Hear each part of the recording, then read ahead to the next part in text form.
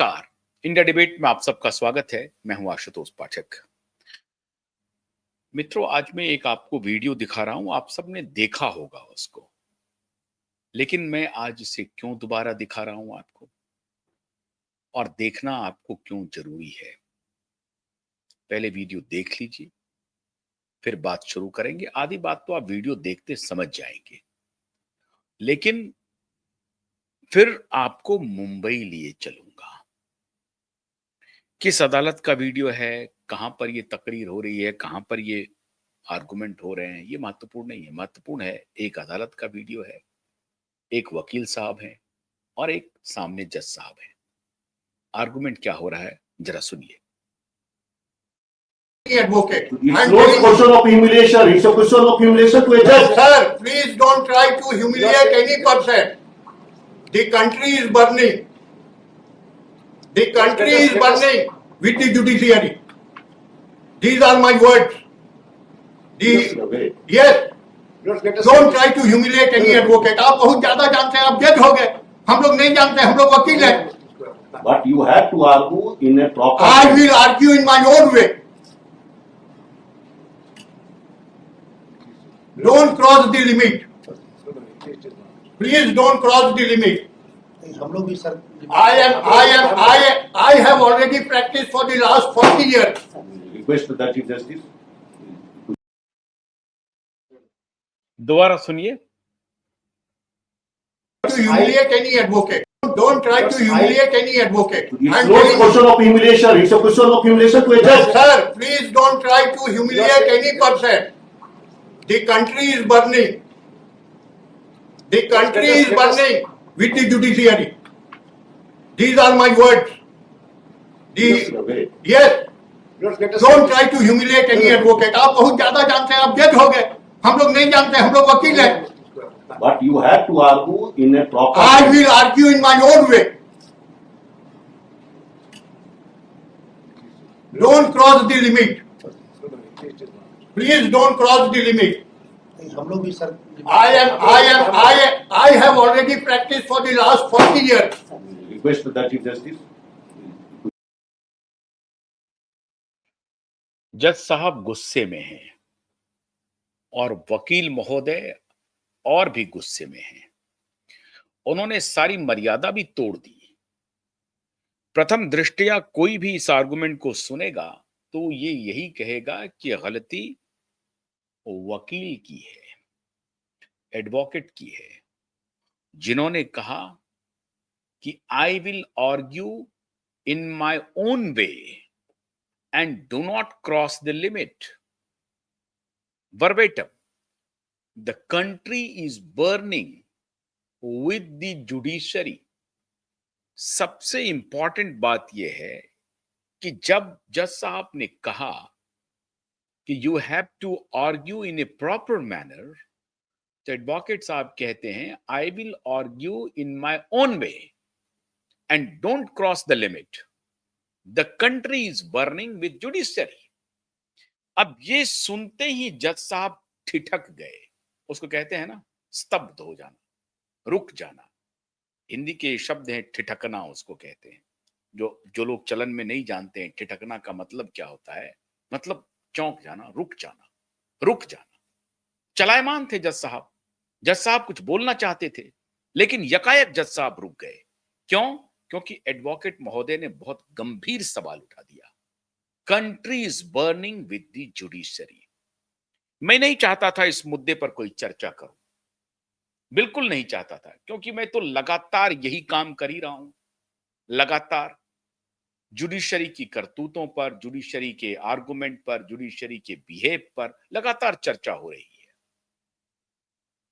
लेकिन इस वीडियो के बाद, देखने के बाद भी मैंने वक्त लिया। क्या करूं, आपके साथ चर्चा करूं या ना करूं, करूं या ना करूं। लेकिन करने पर यह वीडियो आखिर में मुझे मजबूर कर दिया और मुझे लगा कि नहीं, करना चाहिए। जज साहब प्रथम दृष्टया बहुत हम्बल होकर के कह रहे हैं कि भाई ठीक है, आपको आर्गू करने का हक है, लेकिन उसका एक तरीका है। अब उस पर जो इनकी प्रतिक्रिया है कि आप ह्यूमिलिएट करते हैं, मतलब जैसे जज साहब बात करते हैं, योर लॉर्डशिप, मी लॉर्ड, अब ये शब्द सब जो हैं इनके लिए बने हुए हैं, योर लॉर्डशिप, मी लॉर्ड। और योर लॉर्डशिप और मी लॉर्ड को एडवोकेट साहब ने दर्पण दिखा दिया कि लोग आपसे परेशान हो गए हैं। आपसे परेशान मतलब जुडिशरी से परेशान हो गए हैं। कैसे कैसे परेशान हुए हैं, दो आज मैं आपको उदाहरण देना चाहता हूं। जनवरी 2025 को एक केस हुआ मुंबई में, हाई प्रोफाइल केस था। दिशा और सुशांत पर तो बात ही छोड़ दीजिए, उस पर तो मैं आऊंगा ही। दिशा सुशांत तो है ही है। एक केस में सिर्फ आपके नोटिस में इसलिए ला रहा हूं ताकि आप फौरन से पेशतर समझ जाएं कि ये एडवोकेट साहब अगर गुस्से में हैं तो इस गुस्से का कारण क्या है। जब पूरा सिस्टम रॉटन हो जाए, पूरे सिस्टम में जंग लग जाए, तो इस तरह की प्रतिक्रिया आम हो जाती है, आम हो जाती है। एक किसी प्रकार से एक महिला का वीडियो वायरल हो रहा है जो अदालत में, सुप्रीम कोर्ट में महिला आकर के हाथ जोड़ करके विनती कर रही है कि मिलॉर्ड मुझे सुन लीजिए, मेरे पति की हालत ठीक नहीं है, मेरा बेटा यहां आते आते अपनी जान गंवा चुका है, मुझे मुझे तारीख पर तारीखें मिल रही हैं, मुझे सुन लीजिए। और उसको इस तरीके से मिलॉर्ड, हो सकता है कि जो जो वादी है, जो जो आर्गुमेंट कर रही है, वो महिला का कोई हो सकता है कि अपराध हो, दिल नहीं पसीज रहा हो जज साहब का, ये अलग विषय है। लेकिन उनका ये कहना था, व्यवस्था मूलक प्रश्न वो उठा रही थी कि मैं बार बार जबलपुर से दूर से आती हूं दिल्ली, और मेरे पास वो संसाधन नहीं है कि अब मैं वकील को यहां पर रख सकूं और या जबलपुर से वकील ला सकूं। तो मैं खुद आई हूं, मुझे तारीख दे दीजिए, तारीख जब मुझे मिल जाएगी तब मैं किसी को बोल सकती हूं। मुझे तारीख ही नहीं कंफर्म होता है, मैं किसको बोलूं, किसको अपने साथ एसोसिएट करूं। तो जज साहब कहते हैं कि नहीं नहीं, आप किसी लोकल काउंसिल को, लर्नेड काउंसिल को आप अपने साथ जोड़िए और फिर आर्गुमेंट कीजिए, आपका काम हो जाएगा, हम लोग सुनेंगे आपकी बात को। चलिए, ये तो अलग बात है। मैंने क्यों जिक्र किया मुंबई का, अब जरा गौर से सुनिए मेरी बात को और इसे अंत तक देखिए और इसे शेयर भी कीजिए। आपको याद है ना कि जनवरी 2025 का वो महीना, जब एक बड़ा हाई वोल्टेज ड्रामा हुआ मुंबई में। क्या हुआ हाई वोल्टेज ड्रामा?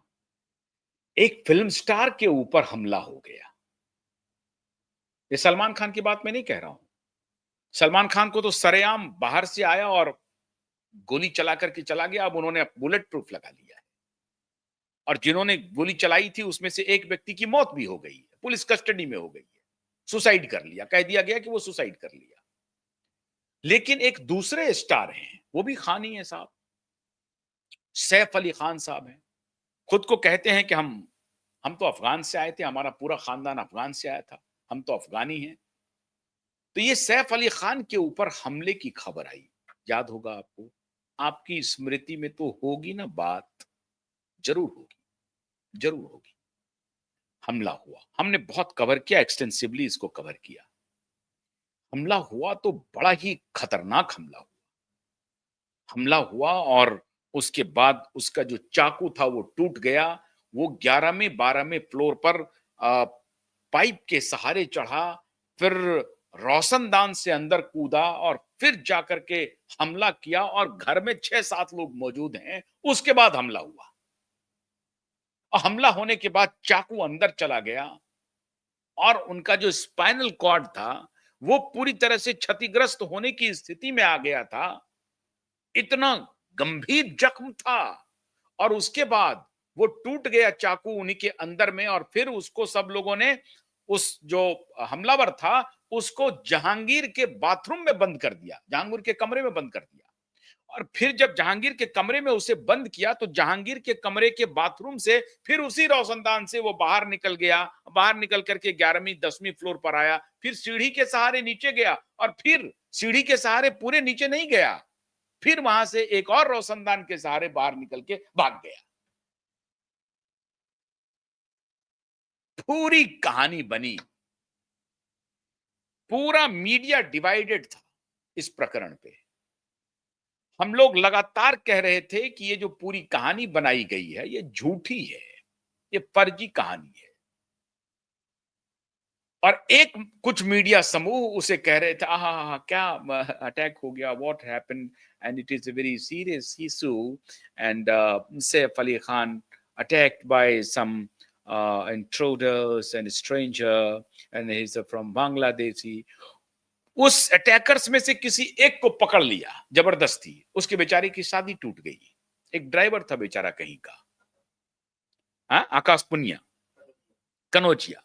अब ये जो आकाश कनौजिया है साहब, इनको पकड़ लिया। ये बेचारा कहीं ड्राइवरी कर रहे थे, ये जा रहे थे अपना मध्य प्रदेश कहीं पर, ट्रेन में ऐसा पकड़ा छापा मार करके बड़ा आतंकवादी, और उसको पकड़ के लाया और हाजिर कर दिया और सबके सामने कह दिया कि ये जो आकाश कनौजिया है यही हमलावर था। ये फ्लैश हो गया, मीडिया में खबर चलने लगी। मैंने कोई जिम्मेदारी नहीं, कोई नैतिकता नहीं, हो गया आकाश कनौजिया ने हमला कर दिया, खबर चल गई, बेचारी की शादी टूट गई, शादी होने वाली थी, इसका कौन देगा जमाखर?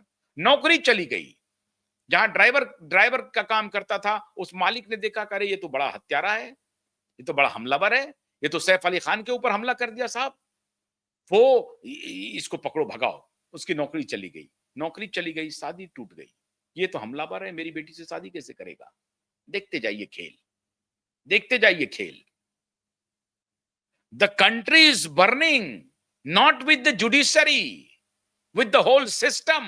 We need to understand it. My dear advocate, I am with you, 100% with you. The whole system is completely rotten and the whole country is burning with the system, rotten system.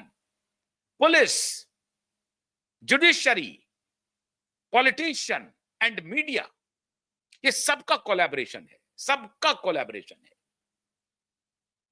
आकाश कनौजिया की जिंदगी तबाह हो गई, उसकी नौकरी चली गई, उसका शादी टूट गई, उसकी नहीं कुछ हुआ, कोई बात नहीं, गलती हो गई। फिर एक किसी को पकड़ के लाया, उसको बता दिया कि भाई इसका तो फिंगरप्रिंट भी मैच कर गया। लैब की रिपोर्ट आज तक नहीं आई है, आज तक नहीं है, उसको मैनेज किया जा रहा है, मैनेज किया जा रहा है रिपोर्ट। आज तक पकड़ के लाया कि भाई ये तो बांग्लादेश से आया था और आधार कार्ड बनाने के लिए, भारत की नागरिकता बनाने के लिए कितना पैसा लगता है, उसके लिए करोड़ रुपए का डिमांड किया इसने।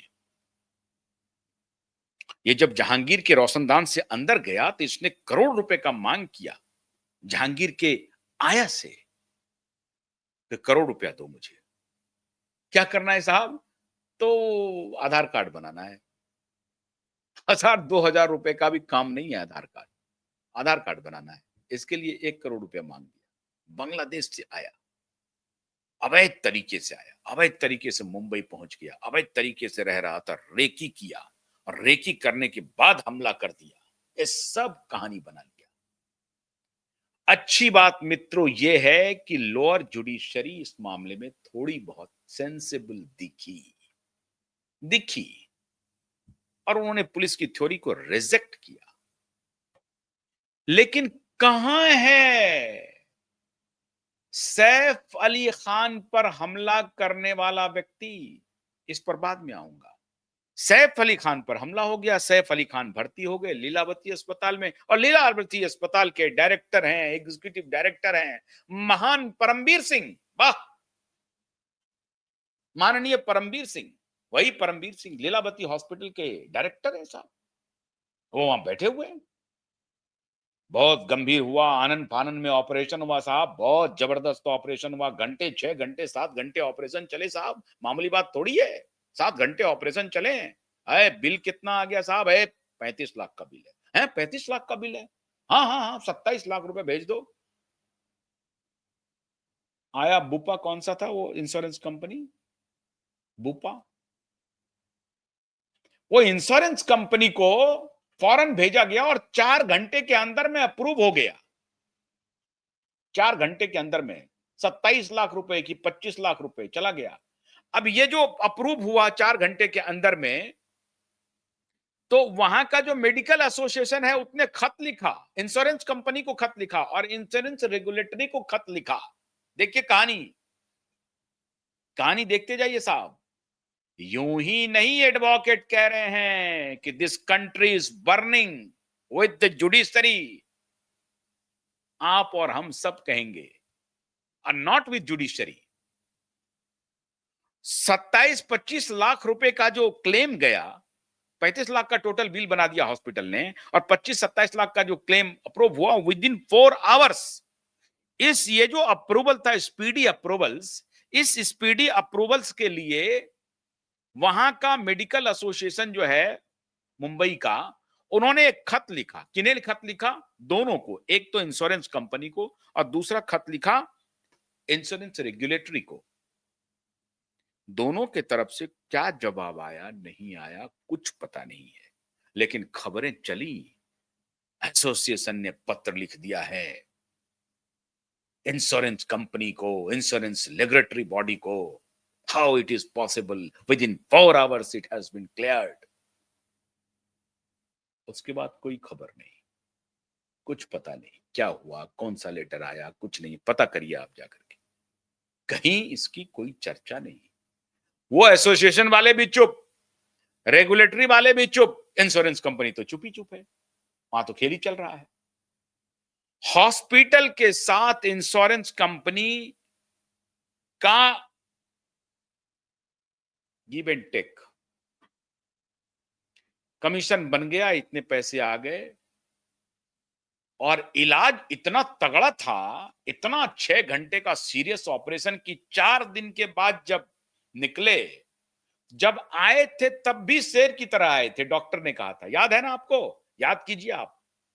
जब आए थे हॉस्पिटल तो डायरेक्टर बोल रहे थे कि as if he was coming like a lion, वो शेर की तरफ चलते आ रहे थे। एक पिद्दी सा व्यक्ति, एक पिद्दी सा व्यक्ति, जिसे ये अभी, अगर अभी भी दोनों को खड़ा कर दिया जाए आजू बाजू, ये इस्लाम को, शरीफुल इस्लाम को, बेचारा बड़ा शरीफ था, ये शरीफुल इस्लाम और इसको कुछ नहीं करना है। शरीफुल इस्लाम और सैफ अली खान को आमने सामने भिड़ा दे, कोई जांच करने की जरूरत नहीं है, और जज साहब खड़े हो जाएं कि भैया तुम दोनों जरा लड़ो, देखते हैं कौन जीतता है। शरीफुल इस्लाम को लड़ा दे और सैफ अली खान को लड़ा दे, जज साहब लड़ा दे, कैमरा लगा दे, 2 मिनट में आप बोले कि पूरी ताकत से लड़ो। अभी डरने के लिए तो लड़ जाएगा तो भी पता चल जाएगा, दोनों की शारीरिक ताकत पता चल जाएगी 2 मिनट में। सीन रिक्रिएशन की जरूरत है, वो उस तरह की रिक्रिएशन की जरूरत नहीं है। सीन रिक्रिएशन की जरूरत है कि जज साहब के सामने में सैफ अली खान और ये शरीफुल इस्लाम दोनों को बोले कि भैया आ जाओ, ये मलखम शुरू कर दो, जरा लड़ाई शुरू करो। 2 मिनट में दूध का दूध पानी का पानी हो जाएगा, 2 मिनट में। कि भाई आपको ताकत नहीं है, आप प्रॉपर जिम जाते हैं, आप हट्टे कट्टे हैं, अभी भी मस्त हैं, पठान हैं आप, उसको ये पिद्दी सा आदमी जिसका कार्ड नहीं बन रहा है वो आपको मार के चला गया। 6 लोग घर में थे, पकड़ नहीं पाए आप। भाई 6 लोग घर में हैं, आप कल्पना तो कीजिए, 6 लोग घर में हैं। महिला कमजोर होती है क्या? ये जो माननीय ये हैं, ये शराबी, नशे में धुत रहने वाली, ये कमजोर आपको दिख रही है क्या? कमजोर दिख रही है क्या? एक चपाता अगर आराम से ठीक से लगा दे ये, तो लोगों को गस आ जाए। देखने से गस नहीं आएगा, देखने से तो देखता रह जाएगा। आप समझे बात को? करीना कपूर के सामने कोई जाए तो करीना कपूर को देखता रह जाएगा ना, लेकिन करीना कपूर का अगर चपत लगेगा तो लोगों को गस भी लग सकता है। ऐसा इतनी कमजोर नहीं है, फूल की बनी हुई नहीं, मत समझिए आप इन्हें। ये 0 फिगर मेंटेन करती है, बजाबता जिम जाती है, पूरी तरह से खान पान सब कुछ टाइट बिल्कुल ठीक रहता है इनका। पूरी तरह से फिजिकली फिट करीना कपूर, पूरी तरह से फिजिकली फिट माननीय सैफ अली खान, और इनके साथ भी जो लोग थे वो भी साहब बादाम ही खाते होंगे इनके घर में। अब इनके जो हेल्प हैं वो कोई छोटे मोटे तो हेल्प नहीं है, लाखों की सैलरी होती है इन लोगों के यहाँ हेल्प की। हमारे एक मित्र हैं, वो तो कह रहे थे कि साहब बड़े लोगों का मैं मुहासिब बन जाऊं। मुहासिब का मतलब उनका मुलगवा बन जाऊं। ये मेरी जीवन की सबसे बड़ी ड्रीम है। और क्योंकि वो सबसे शानदार काम होता है, काम करना कुछ नहीं है, आगे पीछे उनका हल्का फल्का हेल्प करना, खाना बना देना, ये करना वो करना। तो ये शारीरिक रूप से ये लोग भी मस्त थे, तंदुरुस्त थे। कोई इस व्यक्ति, अच्छा अब ये कंफर्म हो चुका है कि एक ही व्यक्ति था पुलिस के हिसाब से। पहले तो कनौजिया था, कनौजिया की जिंदगी बर्बाद की मुंबई पुलिस ने, फिर इसको पकड़ लाया। और ये बेचारा जो है वो किसी काम का नहीं है, मैं दावे के साथ कह सकता हूं। तो शरीफुल इस्लाम को ये 6 लोग मिलकर के नहीं पकड़ सके और जहांगीर के कमरे में बंद होकर के फिर भाग गया। और कोई न बाहर का सीसीटीवी फुटेज ना इधर, एक सीसीटीवी फुटेज कहीं से ला करके उसको दिखा दिया। ब्रॉड डे लाइट में मुंबई पुलिस बेशर्मी की इंतहा क्रॉस करती है और अदालत इस पर कोई सुओ मोटो नहीं लेती है। ब्रॉड डे लाइट में हमने सबसे पहले आपको बताया था कि शरीफुल इस्लाम नहीं है हमलावर, क्योंकि इसके पहले 2 को पकड़ा था, ये तो तीसरा व्यक्ति था। पूरी मुंबई पुलिस ने कहानी बनाई, झूठी कहानी बनाई, इंश्योरेंस कंपनी ने पैसे बनाए, हॉस्पिटल का वारा न्यारा हुआ, वहां पर वही बैठा हुआ था इंसान परमवीर सिंह, जिसने फिर फोर्जरी किया। और ये बूपा कंपनी ने पैसा दिया, इसका प्रचार नीबा बूपा, ये नीबा बूपा का प्रचार हो गया, जबरदस्त प्रचार हो गया नीबा बूपा का। एक ही दिन में नीबा बूपा एकदम टॉप पे पहुंच गया कि 4 घंटे में जो भी कंप्लेन है उसको सेटल करते ही है ये इंश्योरेंस कंपनी। ये देखिए इसके तो भाई सैफ अली खान भैया इनको इंश्योर किया हुआ था इस इंश्योरेंस कंपनी ने। सैफ अली खान के पास इंश्योरेंस था नीबा बूपा का। चलो नीबा बूपा लेते हैं, नीबा बूपा का मिलियंस का प्रचार हो गया 1-2 दिन के अंदर में ही। लेकिन नीबा बूपा को जो खत लिखा था डॉक्टरों ने, उसका जवाब नहीं दिया। इंश्योरेंस रेगुलेटरी अथॉरिटी ने कोई जवाब नहीं दिया, उसका कोई जवाब नहीं है, कहीं पर नहीं है। अरे उसको भी भूल जाइए। आखिर अब शरीफुल इस्लाम कहां है? मैं ये टेस्ट केस आपके सामने रख रहा हूं, इसलिए मुझे कोई दिलचस्पी नहीं है सैफ अली खान को जिक्र करने का या शरीफुल के केस को लाने का। मैं सिर्फ आपको ये ला रहा हूं कि ये जो अदालत में जो एडवोकेट ने कहा कि the country is burning with judiciary, मैं सिर्फ एडिट करना चाहता हूं। The country is not burning with only judiciary, rather with the whole rotten system of the country. पूरा सिस्टम रॉटन है। कौन कौन नहीं है शामिल? देखिए पुलिस का करतूत देखिए, इंश्योरेंस कंपनी का देखिए, हॉस्पिटल का देखिए, डॉक्टर का देखिए, बेईमान भ्रष्ट डॉक्टर का देखिए। 4 दिन के बाद लायन की तरह जो आए थे वही लायन की तरह वो जाने भी लगे, जिसके बारे में कहा गया कि स्पाइनल कॉर्ड का बस 1 इंच बाकी रह गया था। स्पाइनल कॉर्ड को अगर टच कर जाता और उससे अगर कुछ लिक्विड बाहर आ जाता तो वो पैरालाइज भी हो सकते थे। एक कहानी बनाई गई। क्यों? क्योंकि 25 लाख रुपए तसिल्ले थे। किनसे? इंश्योरेंस कंपनी से। 25 लाख रुपए 4 दिन में। सोना खा गया, हीरा खा गया। कौन सी दवा लगा दिया? आज तक डिटेल नहीं आया कि भाई सर्जरी, तुम स्वीट में रहते थे तो स्वीट में पर डे का कितना चार्ज हो सकता है? लाख रुपए क्या पर डे का स्वीट था क्या? चलो लाख रुपए भी देते हैं तो 4 लाख रुपए 4 दिन में। 5 दिन रहे तो 5 लाख रुपए। खाना पीना सब जो लिया उस पर भी चलो 50-50 हजार रुपए पर डे कर देते हैं, तो भी 2 लाख रुपया, तो 7 लाख रुपए। अब आइए इलाज पे आ जाइए साहब। इलाज जो हुआ उसमें बड़ा 1-1 लाख रुपए के 2-2 लाख रुपए का कोई इंजेक्शन लगा होगा, तो कौन सा इंजेक्शन था? कौन सी दवाई थी? जरा ये जानना चाहते हैं। इतना बड़ा झूठ, इतना बड़ा फ्रॉड, और इस देश की मेन स्ट्रीम मीडिया तथा कथित वॉइस ऑफ वॉइसलेस चलाती रही, करती रही, ब्रॉड डे लाइट में प्रचारित करती रही। किसी को शर्म नहीं आई, किसी को शर्म नहीं आई कि यह सवाल पूछा जाए, लड़ाया जाए जरा सा शरीफुल इस्लाम को।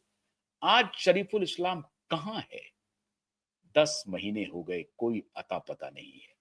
शरीफुल इस्लाम जेल में है कि शरीफुल इस्लाम को बेल मिल गया? आपको याद होगा क्यूबाइब नेटवर्क ने कहा था कि ये जब सब कुछ शांत हो जाएगा तो आप देखिएगा कि चुपके से खबर आएगी कि शरीफुल को जेल से छूट गया है और उसको बेल भी मिल गया है और उसका केस वेस भी रफा दफा हो गया है और कुछ पैसा ये बाहर से उसके परिवार को इसको भी दे देगा, सब शांत हो जाएगा, सब ठीक, सब बढ़िया, सब चंगा सी जी, सब चंगा सी। सिस्टम को तोड़ के मरोड़ के दफन करके सब चंगा सी, पूरा सिस्टम चंगा सी, सब दफन। इसीलिए ये एडवोकेट अगर कोर्ट में कहते हैं कि द कंट्री इज बर्निंग, तो बर्न हो रहा है। मैंने इस एग्जाम्पल को आपके सामने, इस उदाहरण को इसलिए रखा क्योंकि ये आपकी स्मृति में होगा। दिशा सालियान के साथ जो हो रहा है वो तो मैं रोज बता ही रहा हूं, उसे बताने की जरूरत नहीं है। मैंने जो अभी एग्जाम्पल दिया है कि पूरा सिस्टम कैसे तार तार हुआ, कैसे टूटा, टूट रहा है, झूठ फ्रॉड बेचा जा रहा है। कहां है शरीफुल इस्लाम? कोई बताने की स्थिति में नहीं है। कोई मीडिया में आप सर्च कीजिए, कोई खबर नहीं है। आप फोन कीजिए बांद्रा पुलिस को, वो बताएगा नहीं कहां है, कुछ नहीं बताएगा। शरीफुल इस्लाम सीन से गायब है। और इसका हश्र यही होना है कि एक दिन चुपके से शरीफुल इस्लाम को बेल मिल गया, कोई कॉन्टेस्ट नहीं हुआ और चले गया। यही होगा। वारे न्यारे हो गए, पर्दादारी हो गई। अपराध किसने किया, अपराध हुआ भी कि नहीं हुआ, कौन था, क्या था, पब्लिसिटी करनी थी, मूवी आई थी उसके पहले की पब्लिसिटी थी, जो एक ज्वेल थीप करके आ रहा था उसके पहले की पब्लिसिटी थी, क्या थी? एक पूनम पांडे ने खुद को ही मार लिया कैंसर के वैक्सीन को लेकर के। 2 दिन तक वो मरी रही, तीसरे दिन फिर जिंदा हो गई और कही अरे मैं मरी नहीं थी, मैं तो ये बतलाना चाह रही थी कि सर्वाइकल कैंसर से लोगों की कैसे मौतें हो रही हैं, तो उसके वैक्सीन को बेचने के लिए खुद को ही मार लिया। असली में ये है मीडिया, ये है पुलिस, ये है जुडिशरी, ये है पॉलिटिशियन, इसका ये कोलैबोरेशन है और यही इस सोसाइटी को तार तार कर रहा है। इसलिए आई सैल्यूट एडवोकेट साहब। हालांकि मैं जज साहब के प्रति भी संवेदना रखता हूं। जज साहब ने जो कुछ भी कहा होगा उसका कुछ मतलब होगा। मैं कोर्ट में आस्था रखता हूं, अदालत में, लेकिन ऐसी अदालत में कोई आस्था का सवाल अब नहीं बचता है मित्रों, जो इस तरह के घोर दिन रात हो रहे हैं। अब छोड़ दीजिए वर्मा साहब ने क्या हुआ, कैसे पैसा मिला, क्या नहीं मिला, छोड़ दीजिए। ये तो उदाहरण मैंने आपको सामने सामने दिया है, इसको देखिए। 39 रुपए या 100 रुपए के चोरी में 39 साल, 100 रुपए की चोरी के लिए 39 साल एक व्यक्ति जेल में रहा। 39 साल, 39 ईयर्स, पूरी जिंदगी तबाह हो गई 100 रुपए के जुर्म में। यहां करोड़ों रुपए पकड़ा रहे हैं, कुछ नहीं। इसीलिए एडवोकेट साहब की ये बात, the country is burning with the judiciary, is absolutely right, but the way he is saying that is a little bit objectionable. It may be, but the text, the context, whatever he is saying is absolutely correct. यही होगा milord. इसलिए milord सतर्क होने का वक्त आ गया है। देखिए, इस व्यवस्था को बचाइए। बहुत बहुत शुक्रिया। नमस्कार।